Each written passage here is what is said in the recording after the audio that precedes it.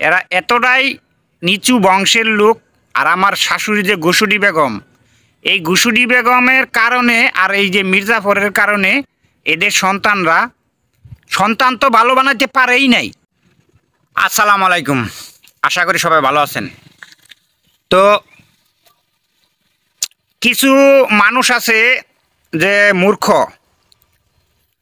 মূর্খ মানুষের একটা গুণ থাকে, আর কিছু কিছু মূর্খ আছে এদের কোনো গুণই থাকে না, এদের কোনো গুণ নাই। আজকে ধরেন 10 বছর 12 বছর কষ্ট করে একটা সাজানো সংসার আমরা তৈরি করছিলাম, আর আমার এই সাজানো সংসারটা তৈরি করতে আমার এর পিছনে যা শ্রম, যা মেধা, যা কিছু দেওয়ার দরকার আমি দিছিলাম। আমার সংসারটা, ওদের সংসারটা খুব ভালোভাবে চলছে। এক পর্যায়ে এসে দেখা গেছে এই যে আমার শ্বশুর বাড়ির শ্বশুর শাশুড়ি, এরা হচ্ছে, একজনের নাম হচ্ছে গুসুডি বেগম, আর একজনের নাম হচ্ছে মির্জাফর। একে মির্জাফর বলা আবু জাহেলের সাথে তুলনা করলেও ভুল হবে। আবু জাহেলের চেয়েও বড় আবু জাহেল হচ্ছে এই লোক আমার শ্বশুর। আমি ওনার নাম বলতে চাইতেছি না, কারণ সোশ্যাল মিডিয়াতে ওনার নাম আমি বলবো না। যদি আপনাদের কাছে ভিডিওটা যায় আপনারা অবশ্যই শেয়ার করবেন। এরা এতটাই নিচু বংশের লোক। আর আমার শাশুড়ি যে গুসুডি বেগম, এই গুসুডি বেগমের কারণে আর এই যে মির্জাফরের কারণে এদের সন্তান তো ভালো বানাতে পারেই নাই। গুসুডি বেগমের যে 3টা ছেলে আছে, 2টা মেয়ে আছে, একটা মেয়ের জামাই আমি, আর একটা মেয়ে অন্য জায়গায় বিয়ে দিচ্ছে, আর 3টা ছেলে আছে।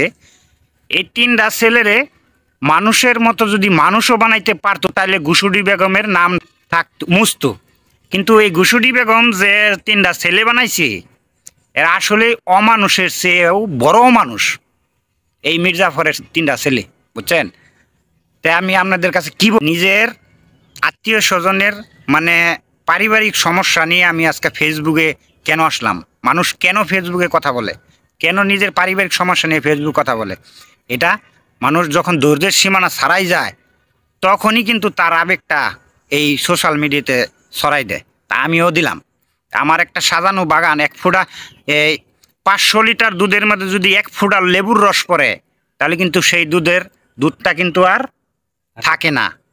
তো সেরকমই আমরা 10 বছর 12 বছর কষ্ট করার পরে যে আমরা যে অ্যাপার্টমেন্টটা তৈরি করছিলাম, সেই অ্যাপার্টমেন্টটা এই কিছু অমানুষের ঘরের বাচ্চা বেগমের 3টা ফুলা, এই 3টা ফুলায় এক নিমিষের মধ্যে মিশিয়ে দিছে, যে কিনা আমার ব্যাগ টানার যোগ্য না, সে কিনা আজকে সেই জায়গার মালিক, সেই জায়গায় কাজ করে খায়। এটা হচ্ছে কর্মের ফল, আর কিছু না। তো যাই হোক, আপনারা অনেকেই তো অনেকের আত্মীয় স্বজন আছে, শ্বশুর শাশুড়ি আছে।